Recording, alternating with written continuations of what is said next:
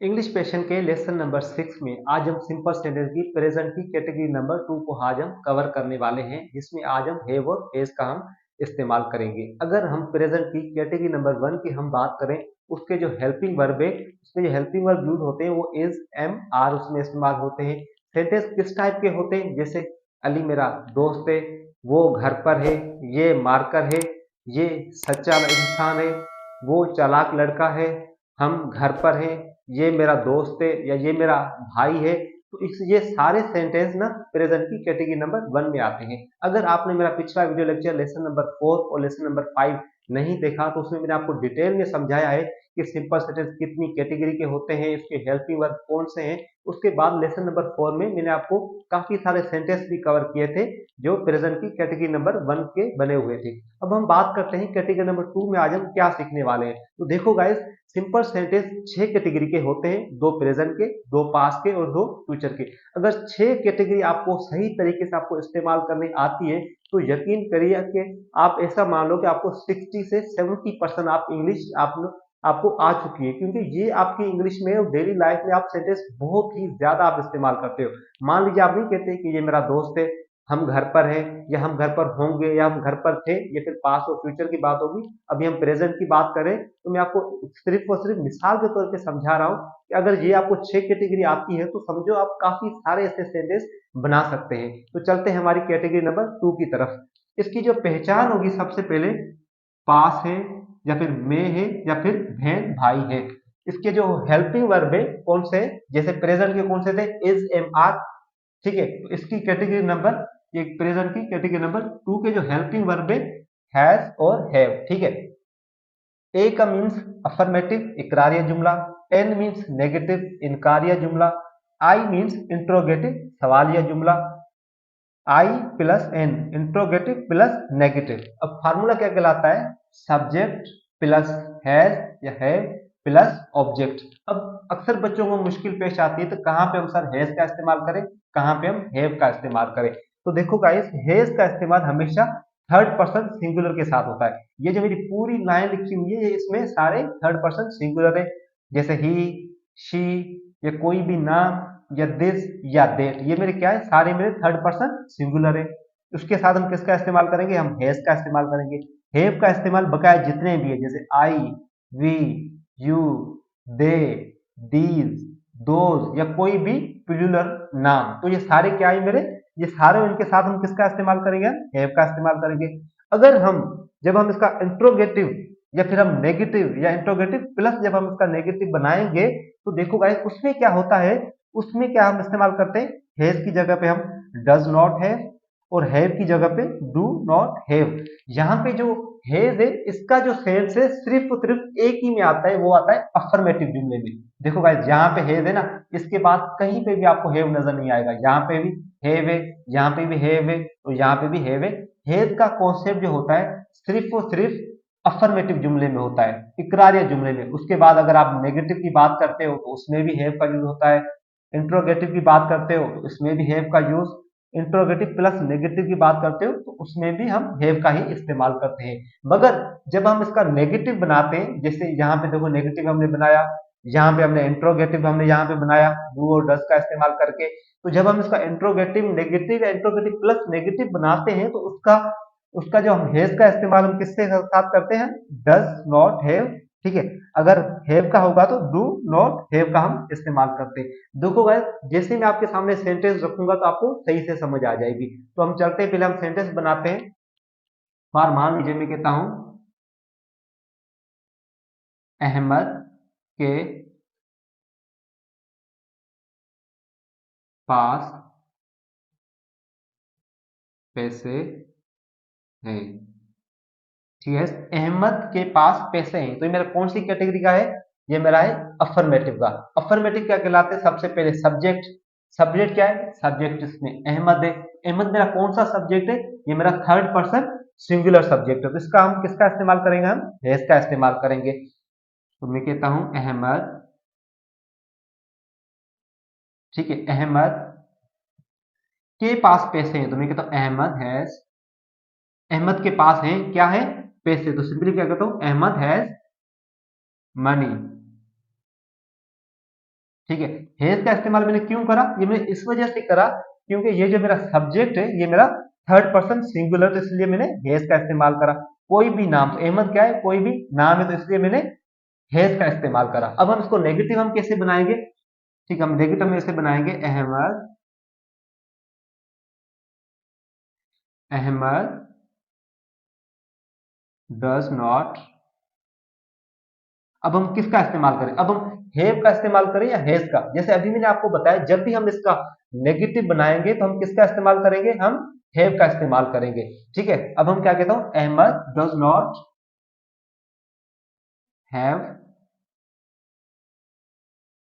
Money, Ahmed के पास पैसे नहीं है। तो डज नॉट मैंने इस वजह से इस्तेमाल करा क्योंकि ये हैव का जो नेगेटिव बनता है डज नॉट हैव, और हैव का नेगेटिव बनता है डू नॉट हैव। पहले जो हमने सिंपल सेंटेंस कैटेगरी नंबर 1 में हमने सीखा था इज नॉट, एम नॉट और आर नॉट, मगर ये कैटेगरी थोड़ी सी टफ है, मगर जैसे जैसे आप सेंटेंस बनाते जाएंगे वैसे ही ये कैटेगरी आपके लिए इंशाल्लाह आसान होने वाली है।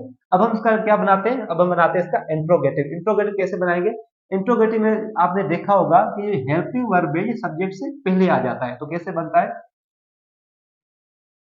डज अहमद, ये आ गया डज और ये मेरा सब्जेक्ट आ गया। ठीक है, अहमद, डज अहमद हैव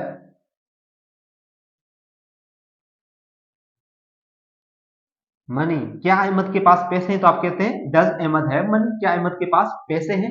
अब हम बनाते हैं इंट्रोगेटिव प्लस नेगेटिव। देखो गाइस, ये आप थोड़ा, सॉरी मैं आपको बताना भूल गया, डब्ल्यू एच वर्ड। देखो गाइस, डब्ल्यू एच वर्ड का हम वहां पे इस्तेमाल करते हैं जहां पे हम यस हो नो में हम उसका आंसर नहीं दे पाते। मगर मैं आपसे पूछता हूँ क्या अहमद के पास पैसे हैं, तो आप क्या कहते हैं, यस, या आप कहते हो नो। तो देखो गाइस, इसमें डब्ल्यू एच का हम यूज नहीं कर रहे क्योंकि आप इसको यस और नो में आप इसका जवाब दे पा रहे हैं। अब हम इसका इंट्रोगेटिव प्लस नेगेटिव बनाते हैं, तो कैसे बनाते हैं, डज अहमद,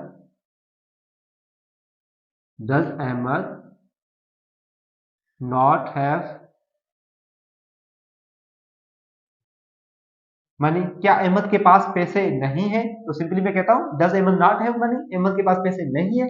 देखो गाइस, इस सेंटेंस को एक और बनाने का भी तरीका है, आप ऐसे भी कह सकते हैं, आप ऐसे भी कह सकते हैं हैज के साथ, अगर आप इसको बनाना चाहें, जिसको थोड़ी मुश्किल होती है कि सर हम डज का इस्तेमाल करें डू का, तो आप उसको हैज के साथ बना सकते हैं, मगर इसके भी एक फॉर्मेशन है। तो कैसा है, हम कहते हैं अहमद,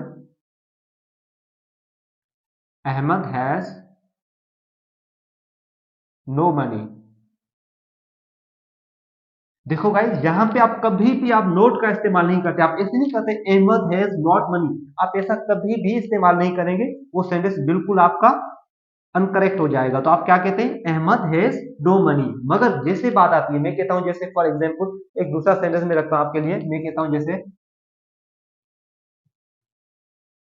अहमद हैज 3 पेन। ठीक है, अहमद के पास 3 पेन है। अब अगर मैं आपको कहता हूं इसका नेगेटिव बनाए, तो अब आप इसका नेगेटिव कैसे बनाएंगे, आप कहोगे Ahmed does not have 3 pens. Sorry, यहाँ पे भी ऐसा आएगा। ठीक है, पेन्स। अब आप इस सेंटेंस को आप इस तरीके से आप, सॉरी, इस तरीके से आप कभी भी ना नहीं बना पाएंगे, क्योंकि जब भी कॉन्टिन्यूटी की बात आएगी, एक से ज्यादा की बात आएगी, वहां पे आप कभी भी आप इस तरीके से आप सेंटेंस नहीं बनाएंगे। आप ऐसे नहीं कहेंगे, आप ऐसे कभी भी नहीं कहेंगे, आप ऐसे नहीं कहेंगे जैसे Ahmed, Ahmed has no 3 pens. ये जो सेंटेंस है बिल्कुल गलत हो जाएगा। तो इस तरीके से आप कभी भी आप नहीं बना पाएंगे। देखो गाइस, इंग्लिश हम सीख रहे हैं, अंग्रेजों के रूल है, जाहिर बात है हमें तो वही फॉलो करने हैं ना। हम अपने तरीके से तो हम कोई भी रूल नहीं बना सकते, जो अंग्रेज फॉलो करते हैं हमें भी उसी रूल को ही फॉलो करता है। तो आप इस ध्यान रखिएगा, अहमद हैज नो पेन, अगर एक की बात होती है आप कहते हैं Ahmed has no pen, Ahmed के पास पेन नहीं है, तो सही होता। अगर देखो अब पेन ज्यादा की बात हो रही है, तो आप ऐसे नहीं कह सकते अहमद हैज नो 3 पेन, तो ये सेंटेंस आपका बिल्कुल क्या हो जाएगा, अनकरेक्ट हो जाएगा। अब मैं कुछ और सेंटेंस आपके सामने रखने वाला हूं जिससे आपको ज्यादा बेहतर समझ आएगा। देखो गाइस, ये कुछ सेंटेंस आपके सामने हैं, जितनी हम इसकी प्रैक्टिस करेंगे उतना ही हमें इसको ज्यादा समझ में आएगा। हो सकता है आप बोर भी हो रहे हैं, मगर देखो गाइस, जब तक आप मेहनत नहीं करेंगे तब तक आप कभी भी नहीं सीख पाएंगे। इंग्लिश का सारा खेल ही प्रैक्टिस का है, प्रैक्टिस के साथ ही आप इंग्लिश बोलना सीखते हैं। तो मेरा पहला सेंटेंस है, मुझे बुखार है। तो देखो गाइस, मैं कहता हूँ मुझे बुखार है, मेरे पेट में दर्द है, या मेरे सर में दर्द है, ये सारे सेंटेंस इसी में ही आते हैं। सारे सेंटेंस कैटेगरी नंबर टियर 2 में ही आते हैं। तो इसलिए मैंने आपको कहा था कि अगर आपको सिंपल सेंटेंस आते हैं तो समझो आप 70% आपको इंग्लिश बोलना आपको आ जाती है। तो मुझे को हम क्या कहते हैं? अपने आप से पूछे, मुझे बुखार, तो मुझे कौन? मुझे जब आपको कहते हैं, आप कहते हैं मैं को हम इंग्लिश में क्या कहते हैं? मैं को कहते हैं आई। ठीक है, आई के साथ हम किसका इस्तेमाल करेंगे? हम हैव का इस्तेमाल करें या फिर हैज का, क्योंकि ये जो सब्जेक्ट है मेरा, मैं, ये मेरा क्या है? ये मेरा फर्स्ट पर्सन सिंगुलर है। तो यहाँ पे मैंने क्या लिखा है? आई के साथ हम किसका इस्तेमाल करेंगे? हम हैव का इस्तेमाल करेंगे। तो मैं कहता हूं आई हैव, बुखार को हम क्या कहते हैं? फीवर। तो मैं कहता हूं आई हैव फीवर, मुझे बुखार है। ठीक है, अगर मैं आपसे ऐसे कहूं मुझे बुखार नहीं है, तो सिंपली आप क्या कहेंगे? आप ऐसे भी कह सकते हैं आई हैव नो फीवर, आप ऐसे भी कह सकते हैं। ठीक है, अगर आप इसको दूसरे रूल से बनाना चाहें तो आप कैसे कहेंगे? आप ऐसे भी कहेंगे do not I do not have fever. ठीक है, आप इसको इस तरीके से भी आप बना सकते हैं। अगर हम इसको इंट्रोगेटिव बनाएंगे, जैसे मैं कहता हूं क्या मुझे बुखार है, तो सिंपली हम क्या कहेंगे? सिंपली यहां से मैं हटा के अब मैं कहता हूं क्या मुझे बुखार नहीं है, तो मैं कहता हूं do I do I not have fever, क्या मुझे बुखार नहीं है। तो देखो गाइस, इस तरीके से हम इस सेंटेंस को हम बना सकते हैं। अब मेरा दूसरा सेंटेंस है, इसके 3 भाई हैं। तो ये मेरा है ना, बहन भाई हैं, तो वे भी इसमें आते हैं। जैसे मैं कहता हूँ मेरे 3 भाई हैं, उसके 3 अंकल हैं, मेरे 3 दोस्त हैं, उसके 4 चचा हैं। तो ये सारे सेंटेंस भी इसी कैटेगरी में ही आते हैं। तो हम इसको सेंटेंस को हम कैसे बनाएंगे? उसके 3 भाई हैं, तो उसके लिए हम क्या इस्तेमाल करते हैं? अपने आप से पूछिए उसके कौन। मैं आपसे पूछता हूँ उसके कौन, तो आप कहते हैं वो। तो वो को हम क्या कहते हैं? वो को हम कहते हैं ही। अगर लड़की की बात होगी तो हम शी का इस्तेमाल करेंगे। ठीक है, लड़की की बात होगी तो हम शी का, किसी लड़के की बात करेंगे तो हम ही का। मान लीजिए मैं किसी किसी में लड़के की बात करूं तो मैं क्या कहता हूं? ही, उसके 3 भाई हैं, तो मैं कहता हूं ही हैज 3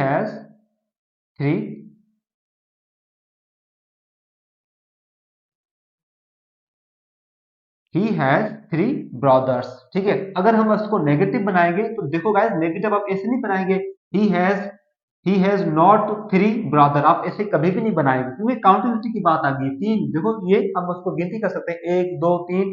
तो जब भी एक से ज्यादा की बात होगी तो हम कैसे बनाएंगे? हम 10 के साथ बनाएंगे। किस फार्मूले से बनाएंगे? इस फार्मूले का, हैज की वजह को हम क्या लगाएंगे? Does not have. तो हम इसको कैसे बनाएंगे? मैं कहता हूं does he does not he does not have 3 he does not have 3 brothers, इसके 3 भाई नहीं है।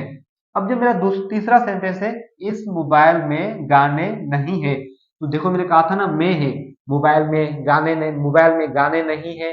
लैपटॉप में जैसे सीडी नहीं है, इस मार्कर में इंक नहीं है, मेरे घर में खिड़कियां नहीं है, मेरे घर में फैन नहीं है। मैं इस टाइप के जो सारे सेंटेंस किस में आते हैं? वो कैटेगरी नंबर 2 में आते हैं। लाजमी नहीं कि आप नेगेटिव बनाओ, आप ऐसे भी कर सकते हैं, इस मार्कर में इंक है, मेरी गाड़ी में एसी है, तो आप इस टाइप के बना सकते हैं। ऐसे भी बना सकते हैं, क्या मेरे घर में खिड़कियां हैं, आपके पास कितने पैसे हैं।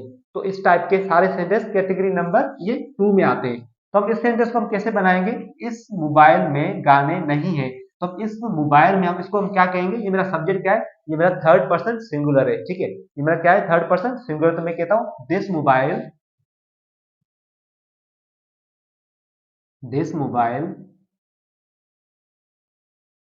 ठीक है, मेरे मोबाइल दिस मोबाइल हैज मेरे मोबाइल में गाने नहीं है। तो इसका मतलब सारा क्या हो गया? दिस मोबाइल हैज, मेरे मोबाइल में नहीं है, तो मैं क्या कहता हूं? This mobile has no songs, इस मोबाइल में गाने नहीं है। आप इसको इस तरीके से ही बना सकते हैं। अगर आप इसके अगर आप डज के साथ बनाना चाहेंगे तो आप क्या कहोगे, सिंपली आप ऐसे कहेंगे, this mobile does not have songs. आप इसको इस तरीके से ही बना सकते हैं, मगर यहाँ पे आप नोट का इस्तेमाल नहीं करेंगे। मैं बार बार आपको इसलिए कह रहा हूँ ताकि आपको ये सारी चीजें आपको रिपीट हो जाए। अब मैं कुछ और सेंटेंस आपके सामने रखूंगा ताकि आपको सही से समझ आ जाए। देखो गाइस, ये कुछ सेंटेंस आपके सामने है। अब जो मेरा पहला सेंटेंस है, आपके पास कितने पैसे हैं। दूसरा सेंटेंस, किसके पास पैसे हैं।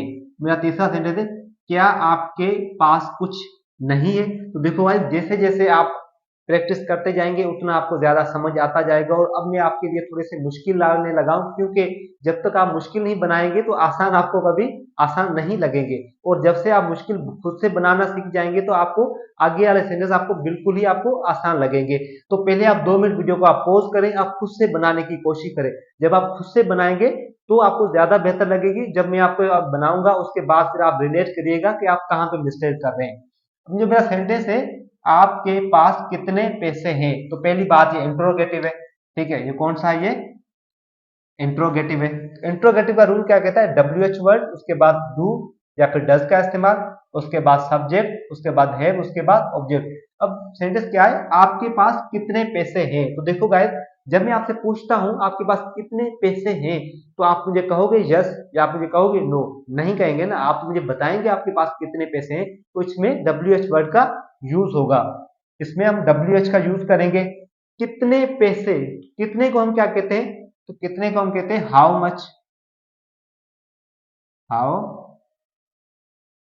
ये आ गया हाउ मच। देखो भाई, जब भी हाउ मच का यूज होता है उसके बाद जिसकी भी बात हो रही है वो लग के आता है। अब बात किसकी हो रही है, पैसों की, तो मैं कहता हूं हाउ मच मनी। मान लीजिए यहाँ पे किताबों की बात होती है, मैं कहता हाउ मच बुक्स। मार्कर्स की बात होती है तो मैं कहता हाउ मच मार्कर्स। तो जिसकी भी बात होगी वो इससे लग के आएगा। अब मैं किसका इस्तेमाल करूं, तो इंट्रोगेटिव के लिए मैंने कहा था या तो डू का इस्तेमाल करेंगे या तो हम डज का इस्तेमाल करेंगे। भैया मैंने क्या बताएगा, ठीक है, यू के साथ हम किसका इस्तेमाल करते हैं, हम डू का इस्तेमाल करते हैं। ठीक है, मैं क्या कहता हूं, हाउ मच मनी डू। आपको हम क्या कहते हैं, हम कहते हैं you. How much money do you पास, पास को हम कहते हैं हैव। सिंपली क्या हो गया, how much money do you have, आपके पास कितने पैसे हैं। ठीक है, अब मेरा दूसरा सेंटेंस है, किसके पास पैसे हैं। तो देखो गाइस, मैं आपसे पूछता हूँ किसके पास पैसे हैं, तो आप कहते हैं कौन, किसकी बात हो रही है। तो ये मेरा जो सब्जेक्ट के ही बारे में पूछा जा रहा है, तो इसमें देखो मैं नहीं बता रहा कि अली के पास पैसे हैं या आपके पास पैसे हैं, तो मैं तो आपसे पूछ रहा हूँ किसके पास पैसे हैं। तो आप कहते हैं कौन, ये जो मेरा कौन है वही मेरा सब्जेक्ट है। तो हम कौन को क्या कहते हैं, हम कहते हैं हु। सिंपली हम क्या कहते हैं, हु। ठीक है, पैसे हैं तो मैं क्या कहता हूँ, किसके पास पैसे, मैं कह रहा हूँ हु हैज मनी। ठीक है, मैंने यहाँ पे मैंने हैज का इस्तेमाल क्यों करा, मैंने हैव का इस्तेमाल क्यों नहीं करा, तो देखो गाइस, इस कंडीशन में दो तरह के, यहाँ पे आप हैज भी लगा सकते हैं, आप इसमें हैव का इस्तेमाल भी कर सकते हैं। पर मान लीजिए मैं वहां पे 3-4 लड़के खड़े, मैं आपको फोन करके करता हूँ, वहां पे किसी एक के पास पैसे हैं, तो आप पूछते हो हु हैज मनी, किसके पास पैसे हैं। ठीक है, अब मान लीजिए मैं आपसे पूछता हूँ वहां पे 10 लोग खड़े हैं और 4 के पास पैसे हैं, मगर आपको पता नहीं है कौन से वो 4 है जिसके पास पैसे हैं, तो वहां पे एक से ज्यादा की बात हो रही, तो किसका आप इस्तेमाल करेंगे, आप हैव का इस्तेमाल करेंगे। आप कहोगे हु हैव मनी, किसके पास पैसे हैं। तो अगर एक की बारे में बात कर रहे होंगे तो हम हैज का इस्तेमाल करेंगे, अगर एक से ज्यादा की बात होगी तो हम क्या है, फिर हम इसका हैव का हम इस्तेमाल करेंगे। ठीक है, अब हम मेरा जो तीसरा सेंटेंस है, क्या आपके पास कुछ नहीं है। तो देखो गाइस, अब मैं फॉर मान एग्जाम्पल आप मान लीजिए मैं आपसे पूछता हूं, आपके पास, क्या आपके पास कुछ नहीं है, तो आप कहते हो यस या फिर आप कहते हो नो। ठीक है, आप इसमें यस और नो का जवाब दे सकते हैं ना। तो हम इसको कैसे बनाएंगे, इसमें WH का यूज नहीं होगा, तो इसमें सिंपली क्या आपके पास कुछ नहीं है, तो ये इंट्रोगेटिव प्लस नेगेटिव है। WH तो इसमें यूज नहीं हो रहा। अब हम डू का इस्तेमाल करें या डज का इस्तेमाल करें, तो यू के साथ हम किसका इस्तेमाल करेंगे, हम यू का इस्तेमाल, हम किसका हम करेंगे, डू का इस्तेमाल करेंगे। तो मैं क्या कहता हूं, do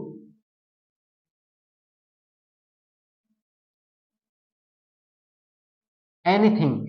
do you not have anything, क्या आपके पास कुछ भी नहीं है? एनीथिंग मतलब कुछ भी नहीं है, ठीक है। अब हम इस जुमले को दूसरे तरीके से ही बना सकते हैं। अब हम ऐसे ही बना सकते हैं, do do you have nothing, do you have nothing. ये जो नथिंग है ये अपने आप में एक नेगेटिव ही जुमला है। आपको इस जुमले में नथिंग जब आप इस्तेमाल करते हैं तो आपको नोट का इस्तेमाल नहीं करना पड़ता। जहां पे आपने एनीथिंग का मतलब होता है मतलब कुछ, ठीक है। नथिंग का मतलब होता है कुछ भी नहीं, कुछ भी नहीं है मतलब मेरे पास। तो आप कहते हैं do you have, do you not have anything, आपके पास कुछ नहीं है, ठीक है। अब हम उसको ऐसे ही बना सकते हैं, डू यू हैव नथिंग, क्या आपके पास कुछ भी नहीं है। तो देखो गाइस, जैसे जैसे आप प्रैक्टिस करते जाएंगे उतना ही आपको ज्यादा समझ आएगी। अब मैं आपके सामने वो सेंटेंस रखने वाला हूं जो सिंपल सेंटेंस प्रेजेंट की कैटेगरी नंबर 1 का जो लेसन नंबर 4 में मैंने आपको होमवर्क दिया था। और इससे आने वाले वीडियो लेक्चर में मैं मजीद ऐसे सेंटेंस आपके लिए रखूंगा जिसमें आपको सही से समझ आ जाएगी। तो चलते हैं अपनी दूसरी स्क्रीन की तरफ। देखो गाइस, ये 4 सेंटेंस आपके सामने ही जो कि मैंने प्रेजेंट की कैटेगरी नंबर 1 के आपको होमवर्क के तौर पे मैंने आपको दिए थे। अब हम इसको कवर करने वाले हैं। प्रेजेंट की कैटेगरी नंबर को जो हेल्पिंग वर्ब है इज, एम, आर, ये कैटेगरी नंबर हम 2 पढ़ रहे हैं। जो कैटेगरी नंबर 1 थी ये इसी के हेल्पिंग वर्ब है। किस तरीके के किस टाइप के सेंटेंस थे ताकि आपको उसका भी थोड़ा आइडिया हो जाए। क्या अली मेरे घर पर नहीं है, तो ये इंट्रोगेटिव है, ठीक है। इंट्रोगेटिव है। मैं आपसे पूछता हूँ क्या अली मेरे घर पर नहीं है, तो आप कहते हो यस या आप कहते हो नो, तो इसमें डब्ल्यू का यूज नहीं होगा। सिंपली हम इज एम आर के साथ हम इस्तेमाल करेंगे। ये जो अली है ये मेरा थर्ड पर्सन सिंगुलर है, तो हम इसका इज के साथ हम इस्तेमाल करेंगे। मैं कहता हूँ इज, ठीक है। अब मेरा सब्जेक्ट आएगा इज अली, ठीक है। नहीं, तो सिंपली मैं कहूंगा इज अली नॉट, क्या अली नहीं है, ठीक है, मेरे घर पर, तो मैं क्या कहता हूं is Ali not at my home. क्या अली मेरे घर पर नहीं है, is Ali not at my home. Is क्या है, ये मेरा हेल्पिंग वर्ब है। अली क्या है, ये मेरा सब्जेक्ट है। Not negative, at my home ये मेरा पूरा क्या है, मेरा ऑब्जेक्ट पार्ट है। वहां कौन है, तो देखो गाइस जैसे मैंने अभी आपको समझाया था वहां कौन है, तो इसमें सब्जेक्ट के बारे में ही पूछा जा रहा है। तो हम वो सब्जेक्ट के बारे में जब पूछा जाएगा तो किसका हम इस्तेमाल करेंगे, हम करेंगे हु का। हु, वहां कौन है, तो हम कहेंगे हु इज देयर, वहां कौन है। अब मेरा जो तीसरा सेंटेंस है, मैं वहां किसके साथ हूं, तो मैं वहां किसके साथ हूं, ये भी एक इंट्रोगेटिव। मैं आपसे पूछता हूं मैं वहां किसके साथ हूं, तो जाहिर बात है आप मुझे बताओगे आप किसके साथ हो। आप इसका यस और नो में जवाब नहीं दे सकते, तो इसमें डब्ल्यू एच वर्ड का यूज होगा। किसके साथ, किसके साथ है मेरा पूरा क्या है, ये मेरा डब्ल्यू एच का वर्ड है। तो हम इसको क्या कहते हैं, हम कहते हैं विद होम, विद, ठीक है, विद होम, मैं वहां किसके साथ था, ये किसके साथ है मेरा डब्ल्यू एच वर्ड आ गया। मैं को हम कहते हैं आई, और आई का ये हेल्पिंग वर्ब है एम, तो हम एम का इस्तेमाल करेंगे क्योंकि इंट्रोगेटिव है। तो मैं कहता हूं with whom am I, with whom am I there, ठीक है। मैं वहां किसके साथ हूं, तो मैं क्या कहता हूं with whom am I there, मैं वहां किसके साथ हूं। अब मेरा चौथा सेंटेंस है कराची एक बड़ा शहर है, तो सिंपली मैं क्या कहता हूं ये मेरा अफर्मेटिव का जुमला है, तो ये बिल्कुल आसान है। सबसे पहले आएगा सब्जेक्ट, सब्जेक्ट क्या है मेरा है कराची, तो मैं सिंपली क्या कहता हूं कराची।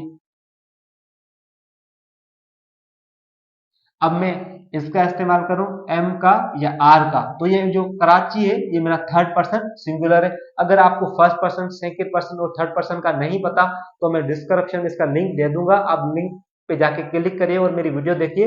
वहां पे मैंने आपको डिटेल में समझाया कि first person, second person, third person क्या होते हैं। तो ये कराची है मेरा थर्ड पर्सन सिंगुलर, तो मैं इसका इसके साथ इस्तेमाल करता हूँ। कराची इज एक बड़ा शहर, तो मैं क्या कहता हूँ Karachi is a big city, Karachi एक बड़ा शहर है। अगर मैं इसको इंट्रोगेटिव बनाता हूं तो सिंपली मैं क्या कहता हूं ए को हटा के मैंने सिंपली यहां पे लिख दिया is Karachi a big city, क्या कराची एक बड़ा शहर है। तो इसी तरीके से हम सेंटेंस को बनाते हैं।